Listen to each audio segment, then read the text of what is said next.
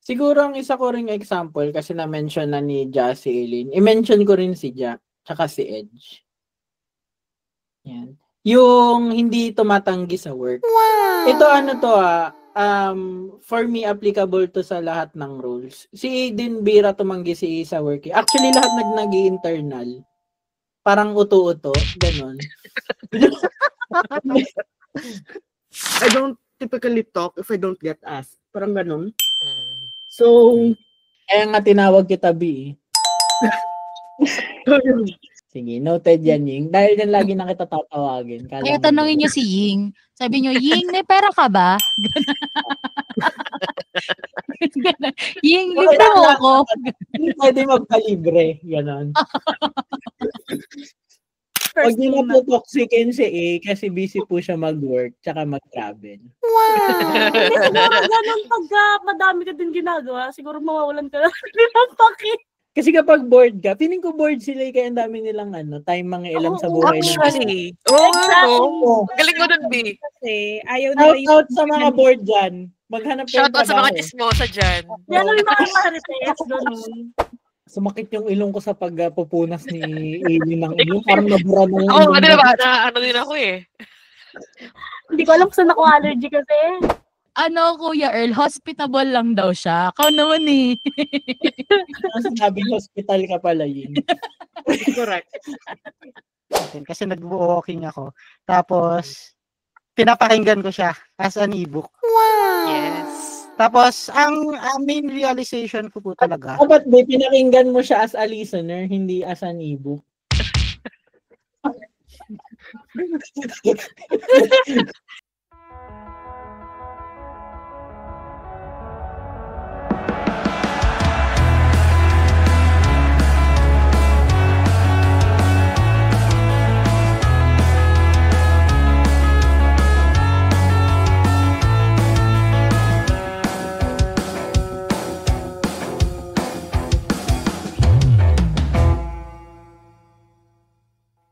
Let's go to law number 6. Okay, so court attention at all costs para ma-wrap up na natin.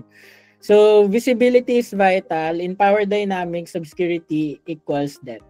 Your presence must be felt. Okay.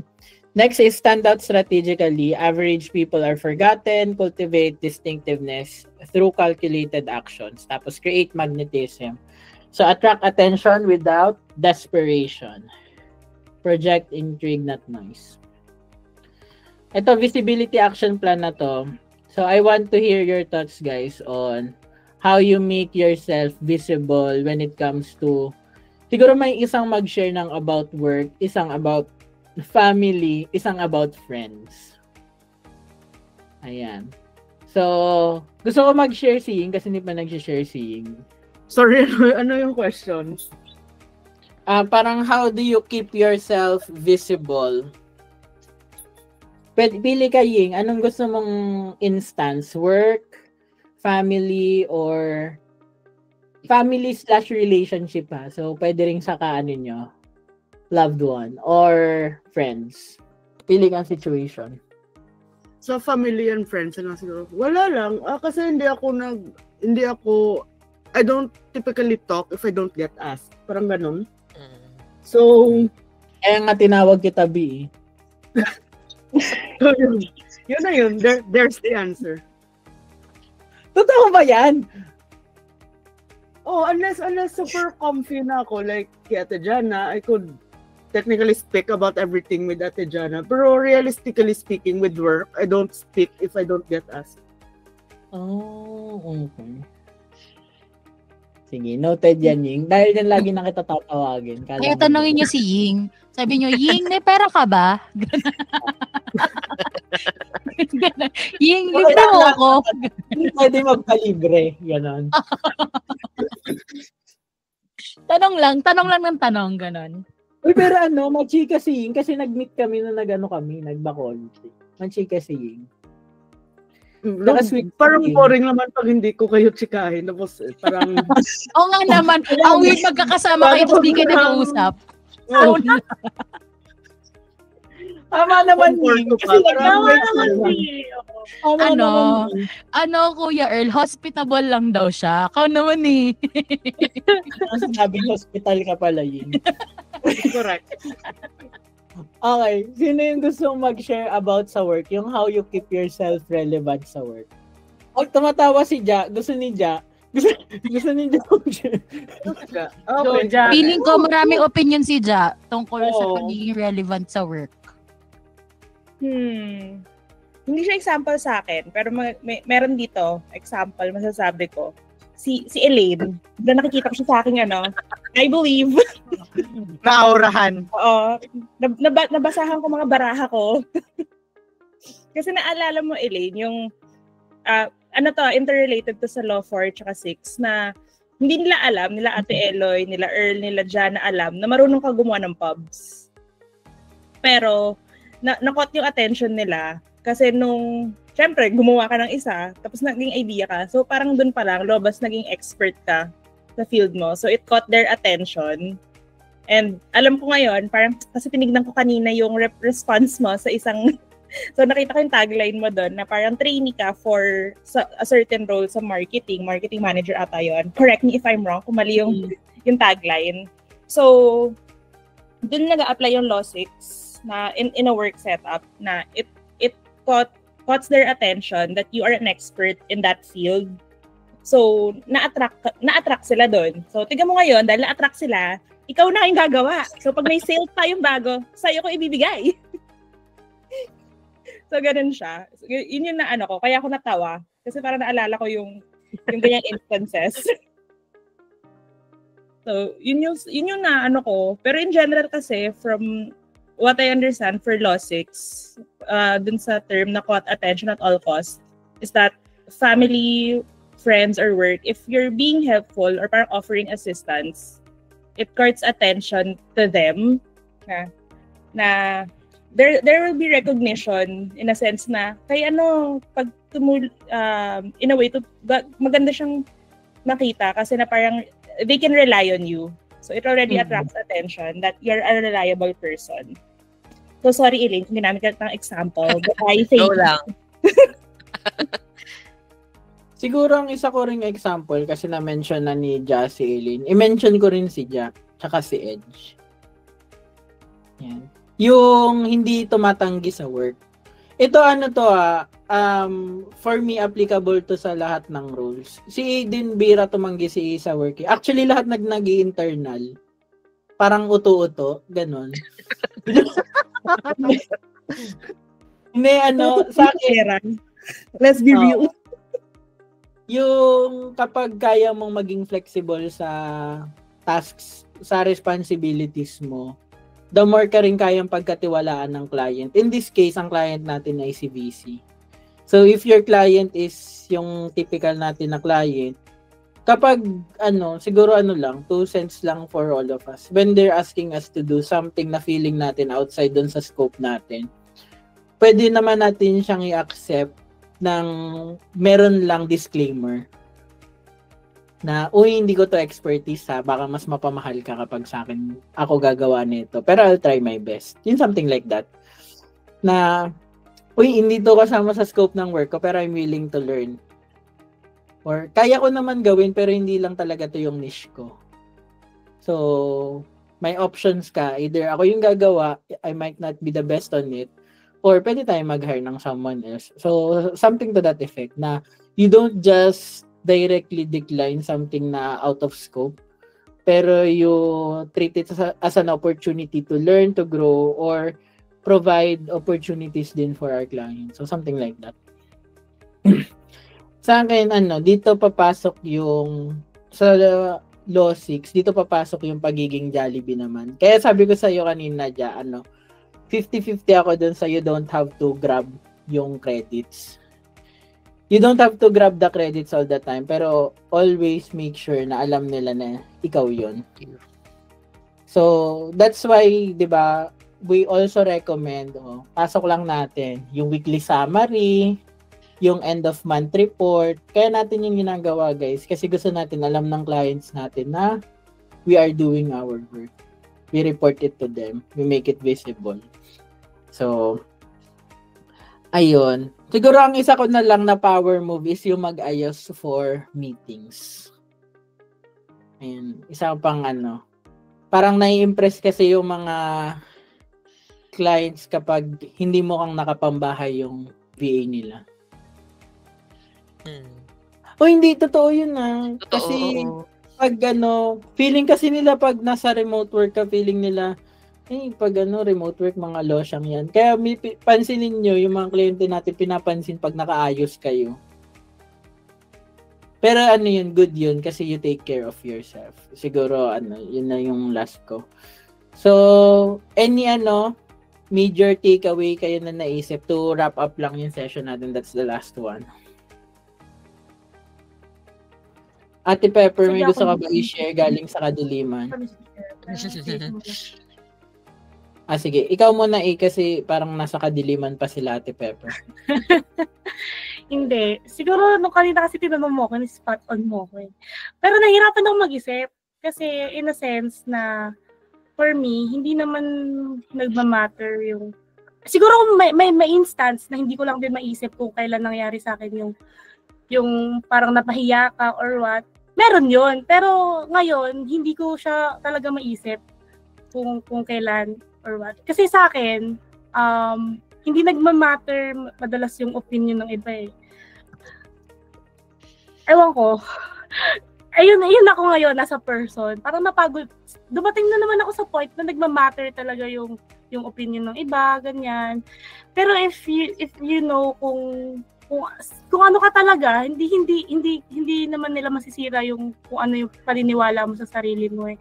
Kung hindi sila naniniwala, edi wag, edi don't, 'di ba? At the end of the day, ikaw lang naman din yung meron nun ikaw lang din yung mag-aano sa sarili mo. Yun yung parang major change sa buhay ko. Kasi parang before, parang dumating na ako sa era na people pleaser, yung parang, kasi naging social butterfly, ganyan. Kasi may era talagang ganun. Pero, darating sa point na mapapagod kayo. Mapagod na sa life. Mapapagod ka na nasa lahat ka na lang ng inuman. Kasi magkakaiba yung friend group mo, tapos magkakaiba sila ng inuman.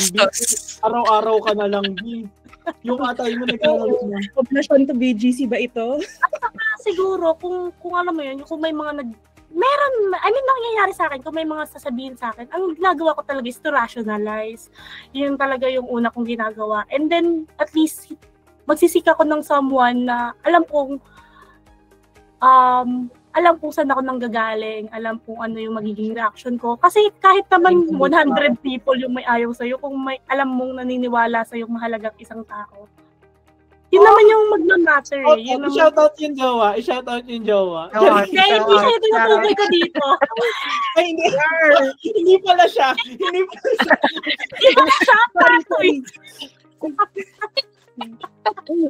Hindi, may meron kasi ako naalala na friend na ganun siya talaga sa akin, na parang hindi man kami madalas mag-usap, pero parang pag mag-share ka sa kanya ng problema mo sa buhay or ng mga alam mo, ganito yung sinabi sa akin, ganyan.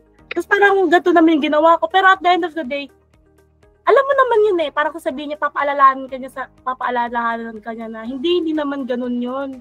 Alam ko naman kung paano ka mag-isip, alam ko naman kung paano ka umano. Ayun. Tapos, may dumating din sa buhay ko na parang may mga, paano ba, hindi family. Unfamily? Kasi parang may nangyari din sa akin before, pero parang ganun na yung scenario. Tapos parang ang dami-dami nila sinasabi sa akin. Kahit sila naman yung may kasalanan. Hindi, pero parang gano'n. Parang kahit naman sila yung may kasalanan or parang sila dapat yung mag-sorry na parang may parang sila pa yung galit, sila pa yung basta gano'n ang toxic, ganyan. Relate. Hindi ko na talaga sila pinapunta. Kasi hindi ko naman sila kailangan eh. Ano bang matudulot nila sa buhay ko? Pamilya lang sila, wala lang akong choice. Diba? Kasi kung hindi nila maamin kung ano yung pagkakamali nila, edi nasa akin naman, nasa sarili ko naman yung pagpapatawad kung ano. Saka hindi ko naman sila kailangan pa para mag-ayos, ganyan. Saka yung mga sinasabi nila, it reflects kung paano sila it reflects kung ano yung, alam mo yun, yung mga ano nila sa buhay. Kasi yung mga sinasabi nila at the end of the day, kung hindi mo naman talaga makokontrol yun eh, pero alam mo na sa kanila din naman babalik. And I thank you. Gusto ko to, parang open forum. So, papapasukin po natin yung pamilya ni Freedom Aileen. mo. Face to face, ang mga problema. Face to face. Korte. Hindi kasi, kadami yung paano yung blind item, hindi blind item na lang din yung issue, kundi basta. Okay. Thank you so much, A, sa pag-share nun. So, shout out po sa family ni A.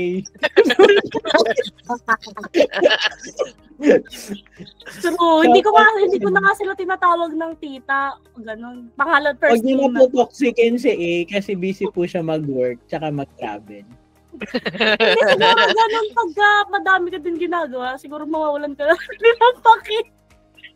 So, wala Actually, I think yun. Totoo yun. I think totoo yun. Kapag busy ka, medyo you give less Distraction eh. Fs than normal.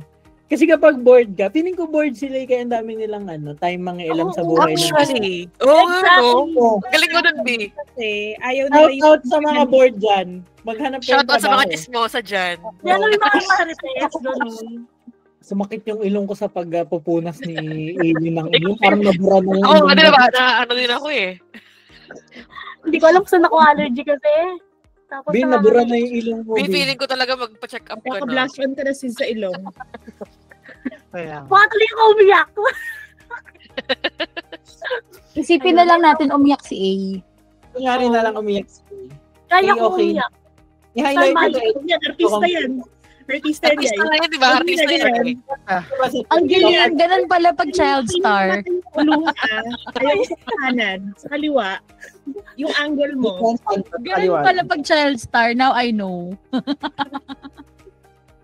Ayun lang po. Thank you. Thank you, Okay. A. Thank you, A. Meron pa bang gusto sa inyo mag-share ng main takeaways or yung tumatak sa inyo or yung mga hindi nyo pa na-share kanina? Okay, go Edge. Ayun po. Bilang overshare, tapos law number 4, yung naging topic. Napaisip po talaga kasi ako kung paano ko maisa sa buhay, no? Nabasa ko po yung libro 1 hour before yung natin kasi nag-walking ako. Tapos pinapakinggan ko siya as an ebook. Yes. Tapos ang main realization ko po talaga. Dapat ba pinakinggan mo siya as a listener, hindi as an ebook?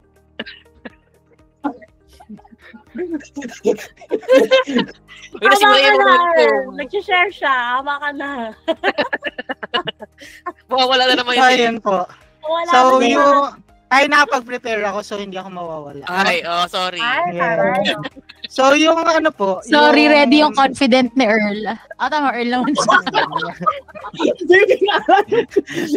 Ready yung confidence ko. So, yung Sorry, Edge. mahal ko talaga si Jan. Go, Edge. Sorry, Edge.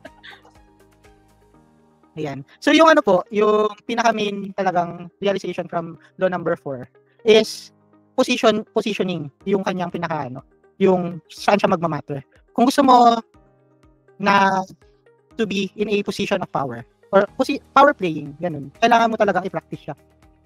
Kasi what limits na nangyayari kapag hindi ka masyado nagsasalita or nililimit mo lang yung sinasabi mo, you create yung distance. And yun yung distance, yung mystery na create nung vague idea about you ng yung napapaisip sila, uy, ano ba yun? Yung katulad nung kay Earl na kwento kanina. Yung si Jana, napapaisip na talaga, nababaliw na. Ano ba yun? So, pag nandun ka kasi sa isip, kanyari lang, kung nandun ka sa isip kasi ng tao, meron kang authority na nabibuild, no?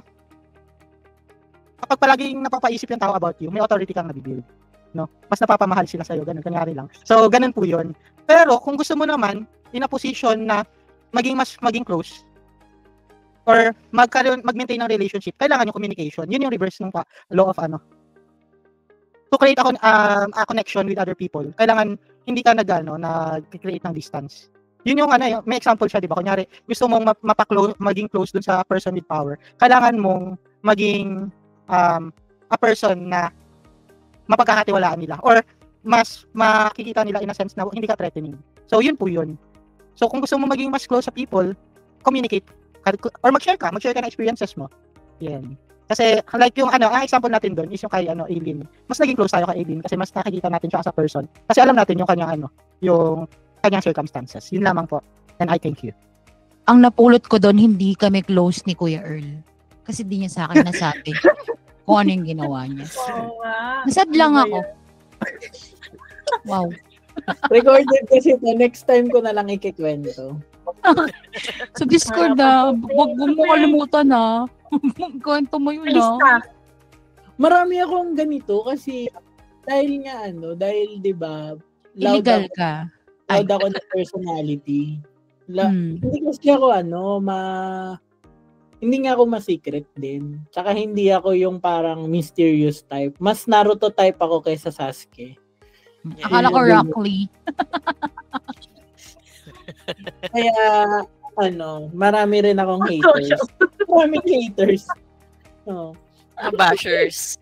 Ewan ko kung nainom ko. Tawan-tawa ko sa mga joke ko ngayon. Happy Friday! Happy Friday, guys. Marami akong mga Friday na. mga ganyan na situation. At sa college, meron din ako nung nasa university dyan. Iba naman. Marami kang bashers, di ba? Ang grabe ang famous. Alam mo, I'm so happy. Bilang schoolmate ni Earl, maraming bashers. Kasi famous ka na, micro-celebrity ka pa, tapos grabe, may mga poster ka pa. Grabe, iba. Ibang-iba ka talaga. Naman, hindi ako dumating na may mga poster, big. Wala, may poster siya, B. Wag ka. Famous yun, B. O si Aileen, artista na yan. Wala kang poster yan. Walang poster. Ako nga cute lang pero meron akong poster. Yun ang naman. Di ba? Pero yun, lang. Sa akin kasi, hindi ako masyadong parang sa akin kasi kaya kong i-compensate ng mga kaya kong gawin. Yung, paano ba?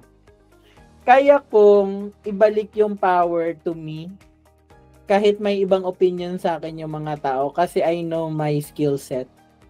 Saka siguro your boundaries.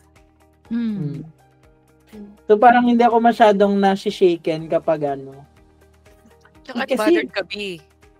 Yun, medyo unbothered din ako. Siguro kasi parang Kapibara. ang dami ko nang ginagawa tapos unahin pa kita.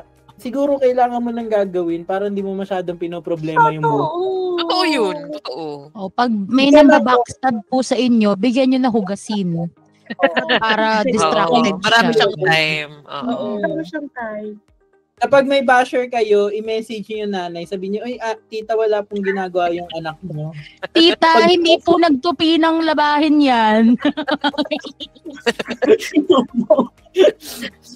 Ayun. Wala naman yung mga takeaway. Meron pa ba kayong gusto i-share or pwede na tayo mag-wrap up? Thank you so much guys for attending our book club today. Next week!